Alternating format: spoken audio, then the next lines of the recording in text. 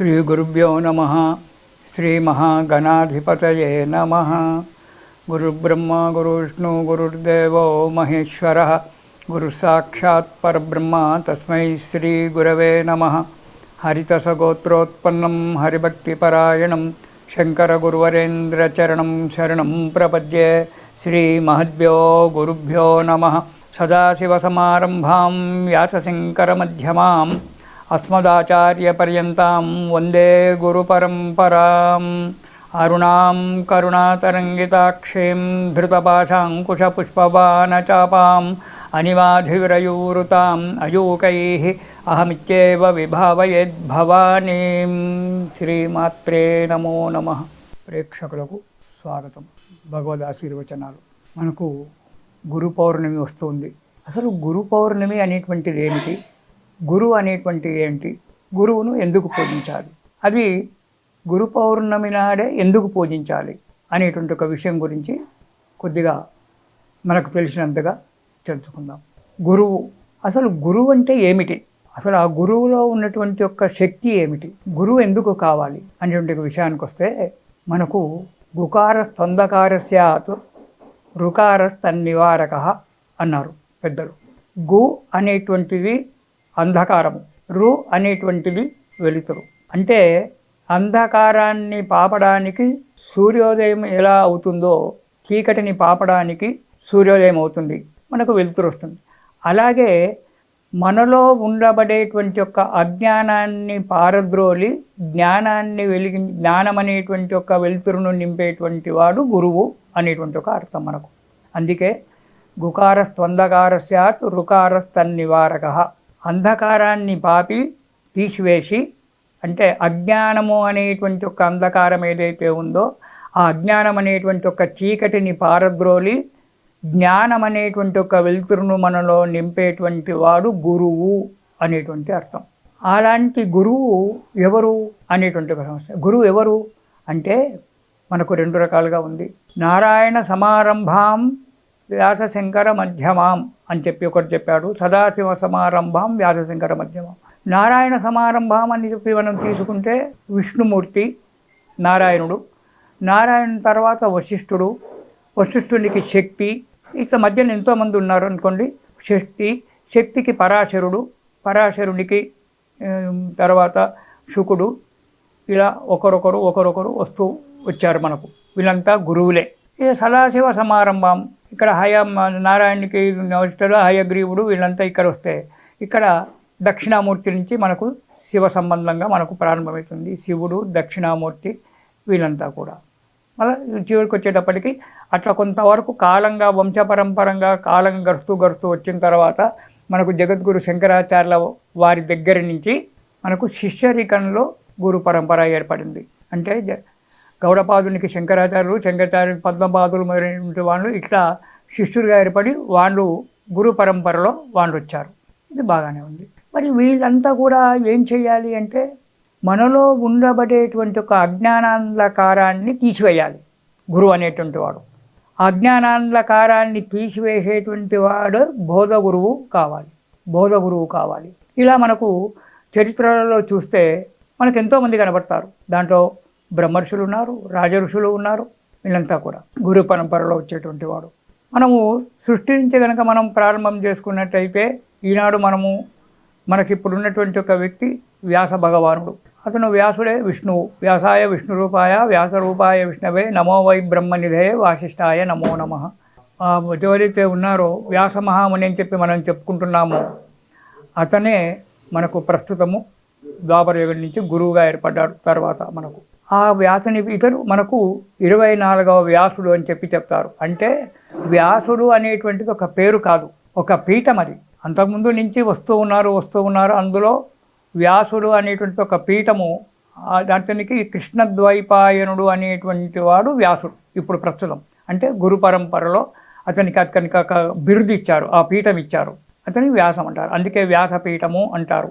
అది పీఠం. అది అతని పేరు కృష్ణద్వైపాయనుడు, ఇప్పుడు ఉన్నటువంటి ఒక మనకు గురువు గారు, మూల గురువు. అలాగే వశిష్ఠుడు అనేటువంటి వాడు అతను బ్రహ్మమానసపుత్రుడు. అతని నుంచి ఎంత పరంపరగా వస్తూ ఉంది.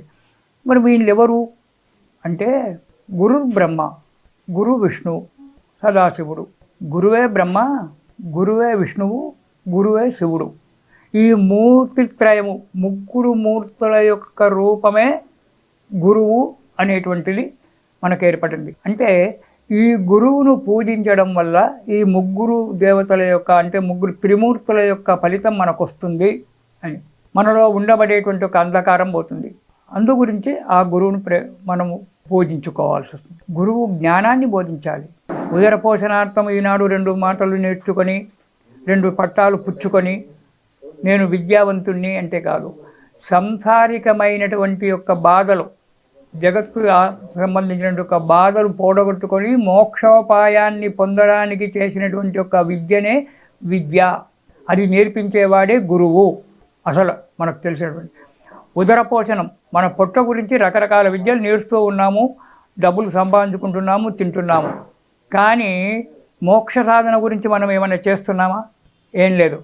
ఎంతసేపటికి మనము పునరపి జననం పునరపి మనరం పునరపి జనని జఠరే శయనం ఇయ సంసారే బహుదుస్తారే కృపయా పారే పాహి మురారే అంటాడు మన జగద్గురు శంకరాచార్యుల వారు.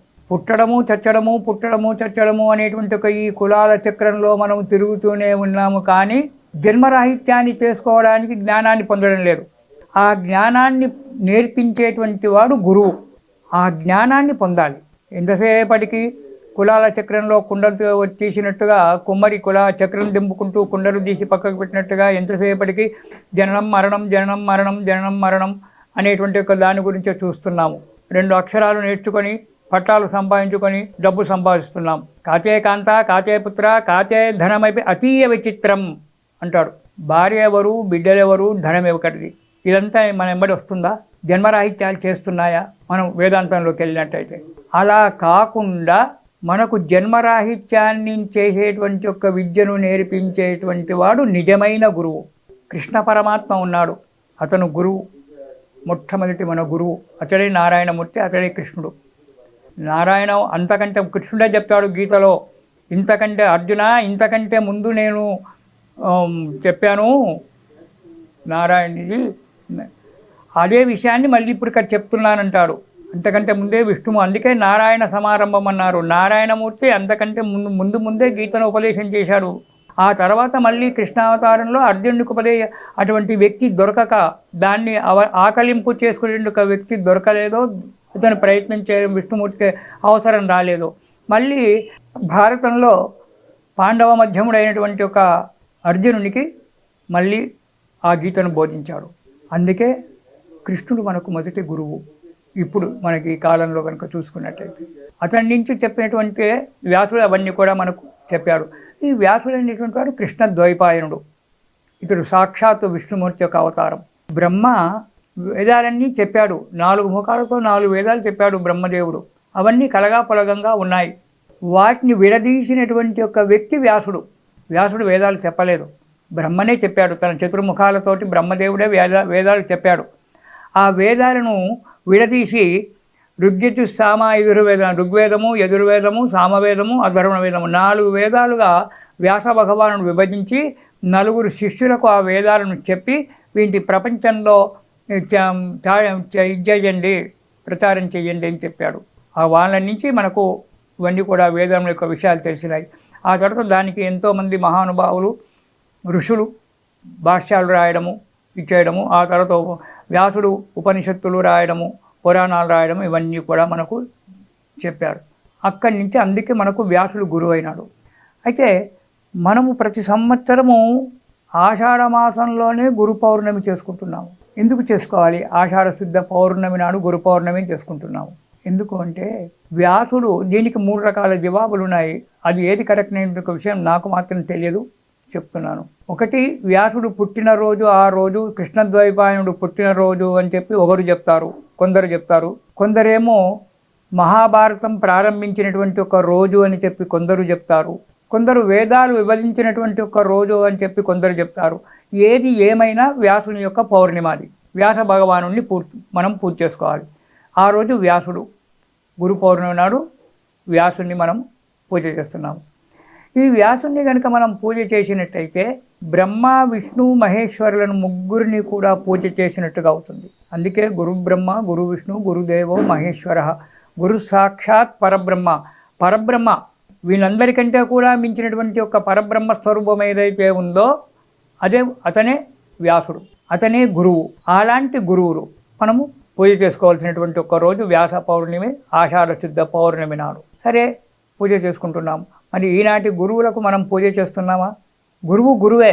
ఎవరైనా సరే, ఏ శాస్త్రంలో మనము చదువుకుంటున్నామో, ఏ కాలేజీలో, స్కూల్లో ఎక్కడ చదువుకుంటున్నామో, వేద పాఠశాల ఎక్కడ చదువుకున్నప్పటికైనా ఒక విద్యను బోధించేటువంటి వాడు మనకు గురువు. అంటే ఆ విద్యలో మనం నిష్ణాతుని చేస్తున్నాడు. కాబట్టి అందులో ఒక విధమైన ఒక మనము సరే పుట్టకూటికే చదువుతున్నామో, ఏది చదువుతున్నామో అది పక్కకు పెట్టు.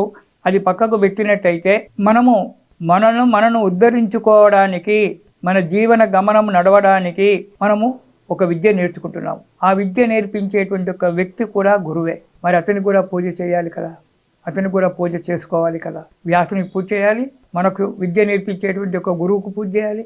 ఇందులో మోక్ష మార్గాన్ని తెలపడానికి చేసినటువంటి ఒక గురువులు ఉపదేశం ఇచ్చేటువంటి ఒక గురువులు. ఒక మంత్రోపదేశం అంటే కొందరు మహానుభావులు పీఠాలు నిర్మించుకొని, ఆశ్రమాలు నిర్మించుకొని కొందరు మహానుభావులు ఉన్నారు. జగద్గురు శంకర పీఠమే కావచ్చు, అహోబిల పీఠమే కావచ్చు, దత్తపీఠమే కావచ్చు, శారదా పీఠమే, ఇలాంటి పీఠాలు ఎన్నో ఉన్నాయి.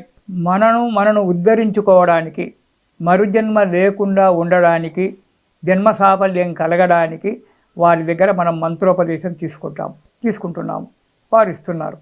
దాన్ని మననం చేసుకుంటూ మళ్ళీ జన్మరాహిత్యం చేసుకొని మనం పోవాలి. వానను కూడా పూజించాలి. అంటే మంత్రోపదేశం ఇస్తేనే పూజించాలా, లేకుంటే పూజించకూడదా అంటే మంత్రోపదేశం ఇస్తేనే కాదు.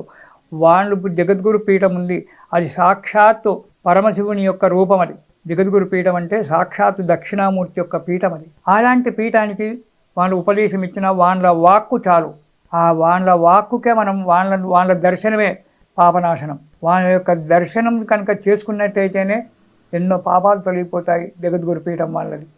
అలాంటి వాళ్ళ యొక్క పూజలు చేసుకోవచ్చు. ఇటు రామానుజులు ఉన్నారు, అటు మధ్వాచార్యులు ఉన్నారు. వీళ్ళంతా కూడా దేశాన్ని ఉద్ధరించడానికి, మనలో ఉండబడేటువంటి యొక్క అజ్ఞానాన్ని తొలగించడానికి వెలిసినటువంటి యొక్క పీఠాలు. అలాగే దత్తపీఠం ఉంది, ఇంకా వేరే పీఠాలు ఉన్నాయి. కొందరు దొంగ గురువులు కూడా ఉన్నారనుకోండి, లేరని కాదు. అసలు గురువుల కంటే దొంగ గురువులే చాలామంది ఉన్నారు. సరే, వాళ్ళతో మనకు సంబంధం లేదు, వాళ్ళను మనం విమర్శించడం లేదు, వాళ్ళ జోలికి మనం వెళ్ళడం లేదు. మనకు సంబంధించినటువంటి యొక్క మన గురువులు ఎవరైతే ఉన్నారో ఆ గురువులను కనుక పూజించినట్లయితే మనకు జన్మ సాఫల్యం అవుతుంది. అలాంటి గురువులు మనకు ఈ వ్యాస పౌర్ణిమ అంటే వ్యాస పరంపరగా వచ్చినటువంటి వాళ్ళు వీళ్ళంతా. కాబట్టి వ్యాస పౌర్ణిమ నాడు ఆనాడు వాళ్ళను పూజించుకోవాలి. ఇకపోతే కృష్ణుడు ఉన్నాడు. మనకు గీతలో చెప్పింది ఏంటి? ఆ కృష్ణ భగవానుడు మనకు సాక్షాత్ మొట్టమొదటి గురువు అనుకోవాలి. భారతకాలం నుంచి అంటే ఈ 5000 సంవత్సరాల నుంచి వచ్చినటువంటి దాంట్లో మొట్టమొదటి గురువు కృష్ణ పరమాత్ముడు. అందులో మనకు దొరకనటువంటి ఒక విషయం లేదు భగవద్గీతలో. దాన్ని నువ్వు ఏ విధంగా అన్వయించుకుంటే ఆ విధంగానే నీకు కనపడుతుంటుంది. అందులో ఉన్నటువంటి ఒక సారాంశాన్ని కనుక మనం తీసుకున్నట్లయితే మన జన్మ తరించిపోతుంది. అలాంటి యొక్క వాక్కులు చెప్పాడు ఆ పరబ్రహ్మ స్వరూపుడైనటువంటి ఒక కృష్ణ పరమాత్మ. ఆ తర్వాత వ్యాసుడు ఇవన్నీ కూడా మనకు చెప్పుకుంటూ వచ్చాడు. ఇదంతా కూడా మనము సక్రమంగా చేసుకుంటూ వెళ్ళాల్సినటువంటి ఒక అవసరం మనకి. గురువు గారికైతే మనకు గురువు యొక్క ఉపదేశం దొరుకుతుందో, గురువు యొక్క ఇచ్చినటువంటి ఒక మంత్రాన్ని మనం మననం చేస్తుంటామో, అంటే మననం అంటే జపం చేయడం, మననం చేస్తుంటామో జన్మరాహిత్యం కలుగుతుంది. అంటే అందరం కూడా సన్యాసం తీసుకోవాలా అని అడగొచ్చు. గురుగారి దగ్గర ఉపదేశం తీసుకుంటే గురువుగారు సన్యాసి కదా, మనం కూడా సన్యాసం కావాలంటే సన్యాసి కావాల్సినటువంటి అవసరం లేదు. కుటుంబంలోని సంసారములోనే ఉండి తరించవచ్చు. అలా ఎంతమంది లేరు? ఎంతోమంది ఉన్నారు మన దృష్టిలో. మన పెద్దలు చెప్తూ ఉంటారు, ఎంతోమంది ఋషులు మనకు వశిష్ఠ మహామునికి పెళ్లి కాలేదా, సంతానం లేదా? అలా సంతానంతో సంసారంలోనే ఉంటూ, అంటే తామరాకు నీళ్ళలోనే ఉంటుంది కానీ ఆ నీటి చుక్క దాని మీద నిలబడదు. అలా సంసారంలోనే ఉండి సంసారము బురద అనేటువంటిది మన ఒంటికి పూసుకోవద్దు. కార్యక్రమాలన్నీ చేస్తుండాలి. కర్మణ్యేవాది కారస్తే, కర్మలన్నీ కూడా చేస్తూ ఉండాలి. మా ఫలేషు కదాచన, వాటి యొక్క ఫలితాన్ని నువ్వు కోరకు. నేను ఇది చేస్తే నాకు ఈ ఫలితం రావాలి అనేటువంటి ఒక కామ్యమైనటువంటి ఒక విషయంగా నువ్వు భగవంతుడిని పూజించకు, గురువుగారిని పూజించకు. నిష్కామంగా సేవ చేయి, గురువుగారినే కానీ భగవంతుడినే కానీ. నిష్పాంగంగా సేవ చేసినప్పుడు ఆ గురువుగారు తప్పకుండా నిన్ను మోక్ష సామ్రాజ్యానికి పంపిస్తాడు, దారి చూపిస్తాడు. అది మనం చెయ్యాలి. కుమ్మరి పురుగు బురదలోనే ఉంటుంది, కానీ దానికి శరీరానికి బురద అంటదు.